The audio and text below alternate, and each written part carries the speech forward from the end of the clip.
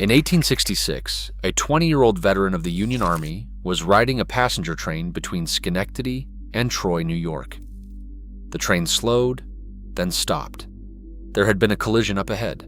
Two freight trains on the same track, their engineers fully able to see one another, but neither crew could stop in time. George Westinghouse stepped off that train and walked forward to look at the wreckage. Twisted iron, splintered wood, cargo scattered across the right-of-way. Two locomotives locked together like wounded animals. He stood there watching the cleanup crews work, and a question began forming in his mind. Not about what went wrong, about why trains couldn't stop. How was it possible that in 1866, with locomotives hauling thousands of tons of freight across the continent every day, there was still no reliable way to bring a train to a halt? It was a question that would reshape American railroading, and the answer starts with the men who were already dying because of it. Before Westinghouse came along, stopping a train was arguably the most terrifying job in America. When an engineer needed to slow down, he blew his whistle, and brakemen leapt into action. These men climbed from car to car across the rooftops of a moving train, sometimes in rain, sometimes in snow, sometimes in the black of a winter night with nothing between them and the rails but a narrow catwalk slick with ice. On each car they reached, they turned a hand brake wheel connected by rods and chains to the brake shoes below. Think about that for a moment. A freight train moving at 15 miles per hour, and a handful of men scrambling across the tops of swaying boxcars to stop it one wheel at a time. Even on a clear day, the process took several minutes. At higher speeds, or on a downgrade, it could take half a mile to a full mile before the train came to rest. But the real horror was not the slowness. It was what happened to the men doing the braking. In the 1880s, Scribner's magazine reported that roughly 1,000 brakemen were killed every single year, and as many as 5,000 were injured. The most common cause was falling from the cars. A brakeman who survived 7 years on the job was considered an exception in the industry. But surviving did not mean walking away whole. By 1893, the statistics had grown even worse. A railroad trainman had a 1 in 9 chance of being injured in a given year, and a 1 in 115 chance of being killed. Their fatality rate was second only to coal miners, and the railroads knew this. They knew every number, every name, every widow left behind. But the system had worked this way for 60 years, and changing it would cost money. So the brakemen kept climbing. Nobody in a boardroom was going to fix this problem. If it was going to be solved, it would have to come from someone outside the railroad offices. This was the world George Westinghouse was born into. He arrived on October 6, 1846, in Central Bridge, New York, the 8th of 10 children. His father ran a shop that manufactured farm equipment and small steam engines, and the boy grew up surrounded by lathes, gears, and the smell of machine oil. When the Civil War broke out, he enlisted in the Union Army and served until the conflict ended. He came home restless, briefly attended college, and then returned to his father's shop. At 19, he received his first patent for a rotary steam engine. By 21, he had invented a car replacer, a device used to guide derailed railroad cars back onto the tracks, and a reversible railroad frog, a track junction piece that allowed trains to switch between lines. He traveled the country selling these inventions to railroad superintendents. But here's what made Westinghouse different from the hundreds of tinkerers already chasing the braking problem. This was not a man sitting in a parlor sketching ideas on paper. Westinghouse was a salesman who rode the trains he wanted to fix, spending weeks on the rails hawking his railroad frog to superintendents across the Northeast. Along the way, he saw the brakemen working the catwalks with his own eyes and heard stories from yard foremen about the men who did not come home. And it was during one of those sales trips on a rail line in upstate New York that he watched two freight trains destroy each other because nobody could make them stop. A railroad superintendent he met during his rounds put it bluntly. The real problem facing the industry wasn't derailments, it was braking.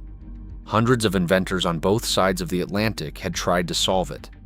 In England alone, at least 650 patents for railroad brakes involving chains, springs, levers, pulleys, rollers, rods, tubes, and pumps had been awarded before 1870.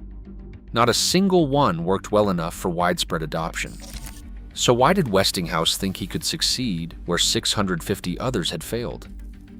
Westinghouse took a different approach entirely. He had read about compressed air being used to drill tunnels through the Alps in Europe, specifically the Mont Cenis tunnel in France. If compressed air could bore through solid rock at a distance, he reasoned, it could transmit force along the length of a train. He designed a system that placed an air pump and reservoir on the locomotive, connected by a continuous pipe running to every car. Each car had its own cylinder and piston linked to its brake shoes. When the engineer pulled a valve in the cab, compressed air rushed through the pipe and applied every brake on the train simultaneously. The climbing was over, the catwalks irrelevant, the desperate scramble from car to car finally unnecessary. One man in the locomotive cab could stop every wheel on the train. He was 22 years old, but having the idea and proving it were two different things. The major railroads wanted nothing to do with him. He offered the air brake to the New York Central and the Erie Railroad. Neither was interested. Cornelius Vanderbilt, the wealthiest railroad tycoon in the country, reportedly asked him whether he pretended to tell anyone he could stop trains with wind. However, the Panhandle Railroad, a smaller line running between Pittsburgh and Steubenville, Ohio, made him an offer. They would provide a train for a test, but Westinghouse had to install the system at his own expense and pay for any damages if it failed. An old associate named Ralph Bagley advanced him enough money to build a working prototype. It was a financial strain, but Westinghouse made it work. The test took place in September of 1868. Locomotive number 23, a 440 type, rolled out of Pittsburgh with 4 passenger cars, each one fitted with the new air brake apparatus. Railroad officials from the Panhandle line rode in the cars behind, watching. The engineer that day was a man named Dan Tate, and he did not know yet that he was about to make history. As the train emerged from a tunnel near Union Station in Pittsburgh, Tate saw something that would have been a disaster under the old system. A horse-drawn wagon was sitting squarely on the tracks ahead. Tate grabbed for the new brake lever. Compressed air surged through the lines. The brake shoes clamped down on every wheel, and the train stopped. It came to rest roughly 10 feet from the wagon. Under the old hand brake system, with brakemen scrambling across rooftops to reach each car's wheel, the train would have plowed straight through it.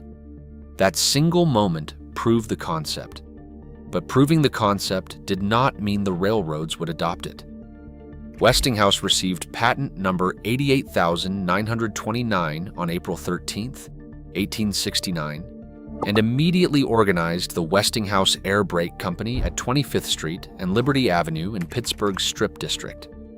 The Pennsylvania Railroad became an early adopter, equipping its passenger trains with the new system. Garish newspaper headlines about passenger train wrecks helped drive adoption on other lines too. When riders were killed, the public demanded answers, and the air brake was the most credible answer anyone had. But there was a critical flaw in the original design that Westinghouse himself recognized. The straight air brake relied on continuous pressure through the pipe to apply the brakes. If the pipe broke, if a coupling separated, if there was any interruption in the line, the entire train lost all braking power at once. The very thing designed to prevent disaster could, under certain conditions, cause one. So Westinghouse went back to his workshop and inverted the logic completely. In 1872, he invented the automatic air brake using a device called the triple valve. Instead of compressed air applying the brakes, compressed air now held the brakes open. Each car carried its own air reservoir. If the pressure in the main line dropped for any reason, a broken coupling, a leak, an emergency signal from the engineer, the brakes engaged automatically on every car. The genius of it was that the fail state was now the safe state. Any failure meant the train stopped. It was, by any measure, one of the most elegant engineering solutions of the 19th century. If you have been watching this channel for a while, you already know that the best railroad innovations often meet the most stubborn resistance. Hit subscribe. If you want more stories like this one, we cover railroad history every week. Now, even with the automatic brake working on passenger trains, freight was a different story. Freight trains were longer, heavier, and the economics were tighter. Railroads looked at the cost of retrofitting tens of thousands of freight cars and balked. The estimated price tag was $40 million, an enormous sum in the 1880s. Meanwhile, brakemen kept dying on the rooftops of the very cars that could have been fitted with brakes to save them. Could the industry really justify letting men die for the sake of a balance sheet? Westinghouse did not think so, and in 1887 he answered the freight problem with another invention, the quick-action triple valve. The earlier automatic brake applied pressure sequentially along the train, meaning the last cars braked later than the first. On a long freight train stretching a quarter mile or more, this created dangerous slack action that could buckle couplers and derail cars. The quick-action system vented air from the brake pipe locally at each car, applying brakes almost simultaneously from the locomotive to the caboose. He tested it on the Chicago, Burlington, and Quincy Railroad's West Burlington Hill in Iowa, one of the steepest grades on the line, and it worked. But the railroads still resisted. The technology existed, the evidence was clear, and the death toll kept climbing. Yet railroad executives dragged their feet anyway, because the cost of human life simply was not built into their accounting. $40 million to retrofit a freight fleet mattered more to the boardrooms than 1,000 brakemen's funerals a year. It took a former Iowa Railroad commissioner named Coffin to force the issue. Coffin had witnessed brakeman injuries firsthand while inspecting freight yards across the Midwest, and what he saw changed his life. Workers with missing fingers from link and pin couplers, others with crushed hands, some who had fallen between the cars and never gotten up. He became a relentless advocate for safety legislation. For 6 years, he lobbied Congress almost single-handedly, pushing against an industry that spent freely to kill every bill he proposed. Railroad lobbyists called the proposed laws unnecessary and financially ruinous. Coffin did not care. He kept coming back. In 1893, Congress finally passed the Safety Appliance Act. The law made air brakes and automatic couplers mandatory on all trains engaged in interstate commerce. It was the first time the federal government had ever stepped in to regulate worker safety in a private industry. The railroads were given a 7-year grace period to comply, and they dragged that out too, requesting extensions, and full compliance was not reached until 1900. But the law held, and the results across the American rail network were undeniable.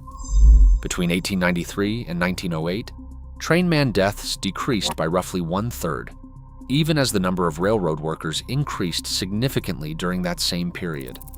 By 1905, over 2 million freight, passenger, mail, baggage, and express cars and 89,000 locomotives were equipped with Westinghouse air brakes. The factory at Wilmerding, Pennsylvania, 13 miles east of Pittsburgh along the Pennsylvania Railroad's main line, sprawled across 30 acres. 3,000 workers produced 1,000 sets of brakes every single day. Wilmerding itself told you something about the kind of man Westinghouse was. He built the town as a model industrial community, with insured housing, running water, electricity, and garden space for workers' families.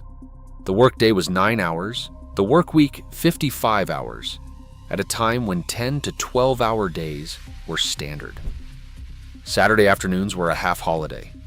His factories were well lit, well ventilated, and equipped with medical facilities. In an era when steel mill workers across Pittsburgh endured brutal conditions, Westinghouse workers were treated with a level of respect that was decades ahead of its time. The air brake alone would have secured his legacy, but Westinghouse was not finished. In 1881, he founded the Union Switch and Signal Company to develop electrical and compressed air signaling systems for railroads. That work led him to recognize the potential of alternating current electricity, and he partnered with Nikola Tesla, purchasing Tesla's patents for the polyphase alternating current system and the induction motor. Together, they lit the world's Columbian Exposition in Chicago in 1893, and they won the contract to install the first hydroelectric power generators at Niagara Falls. Tesla later said that George Westinghouse was, in his opinion, the only man on the globe who could have taken the alternating current system under the circumstances that existed and won the battle against prejudice and money. Over the course of his career, Westinghouse received 361 patents and founded 61 companies. When he died on March 12, 1914, in New York City at the age of 67, the railroad industry he had reshaped looked nothing like the one he had found as a young veteran selling track switches from a suitcase. Today, every freight train rolling across the North American continent still uses the same fundamental principle that a 22-year-old veteran sketched out in a Pittsburgh workshop. Compressed air holds the brakes open. Drop the pressure, and the train stops. The system has been refined, digitized, and computerized over a century and a half. But the core logic remains exactly what Westinghouse designed. The problem he solved was not about speed or profit. It was about asking a simpler question. When something goes wrong on the rails, what should happen next? His answer was the same then as it is now. The train should stop. Every time, without exception, whether anyone is there to pull the lever or not. That principle is still moving freight across the Great Plains, still carrying passengers through mountain tunnels, still saving lives on every continent where railroads run. Not because someone decided it was worth the cost, because a young man looked at the wreckage between Schenectady and Troy and decided that stopping should not be the hard part.